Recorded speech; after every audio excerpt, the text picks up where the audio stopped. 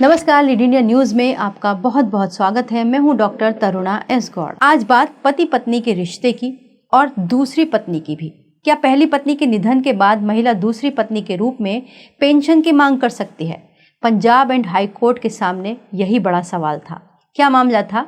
एक महिला ने खुद को दिवंगत मेजर हरि सिंह की दूसरी पत्नी बताते हुए फैमिली पेंशन की मांग की। उनका तर्क था कि पहली पत्नी की मृत्यु के बाद अब वही लीगल वाइफ है और उनको ये पेंशन मिलनी चाहिए।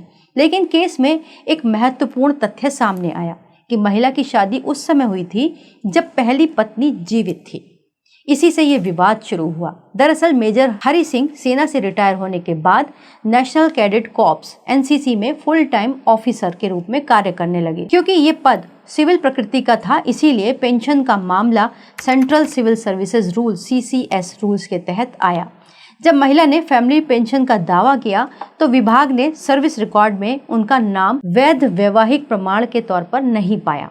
इसी कारण उन्होंने इनकी पेंशन को खारिज कर दिया। इसके बाद मामला हाई कोर्ट पहुंचा। हाई कोर्ट में सुनवाई के दौरान जब पूरे पारिवारिक इतिहास को खंगाला गया तो सामने आया कि मेजर हरि सिंह की पहली पत्नी थी स्वर्ण कौर, दूसरी पत्नी थी मोहिंदर कौर। 1966 में उनकी शादी हुई जिससे तलाक नहीं हुआ और उनके बच्चे भी थे। तीसरी शादी प्रिया से हुई गुरुद्वारे में आनंद कारज के जरिए, यानी प्रिया जिन्होंने पेंशन का दावा किया वो तीसरी पत्नी थी। और सबसे अहम बात यहाँ पर रिश्ता उलझा कैसे? तीसरी शादी के समय मेजर हरि सिंह ने खुद को विधुर बताया था, जबकि उनकी दूसरी पत्नी जीवित थी और कोई कानूनी तलाक नहीं हुआ था। ये बात तीसरी पत्नी प्रिया को पता नहीं थी।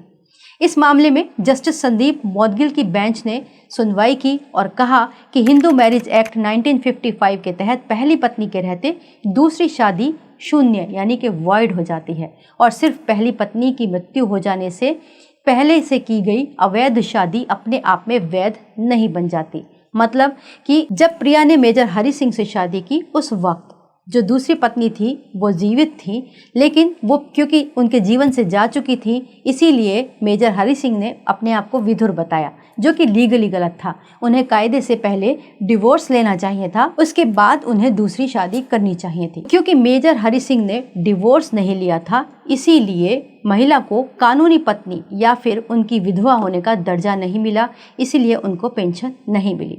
कोर्ट का अंतिम फैसला क्या आया? प्रिया की याचिका खारिज हो गई और उनको फैमिली पेंशन का अधिकार नहीं मिला। कोर्ट ने स्पष्ट किया कि सिर्फ वही पत्नी पेंशन की हकदार होगी जिसकी शादी कानूनी रूप से वैध होगी। इसके साथ एक और पॉइंट इम्पॉर्टेंट है, कानूनी रूप से प्रिया की शादी वैध क्यों नहीं साबित हुई? क्योंकि मेजर हरि सिंह ने ये शादी केवल धार्मिक रीति आनंद कारज जो गुरुद्वारे में होती है उसके जरिए की थी और खुद को विधुर बताया था, जबकि इसको रजिस्टर्ड भी नहीं करवाया था और उस वक्त उनकी दूसरी पत्नी मोहिंदर कौर जीवित थी।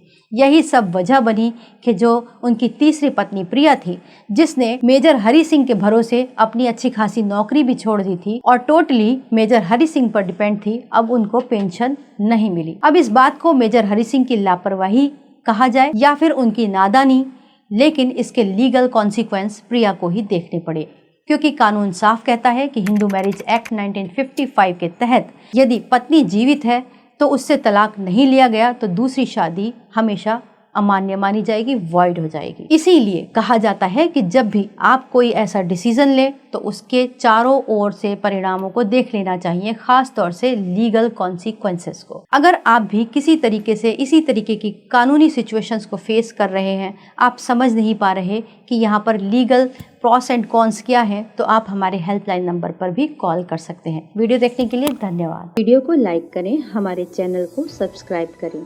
हमारे वीडियो सबसे पहले देखने के लिए बेल आइकन प्रेस करना ना भूलें।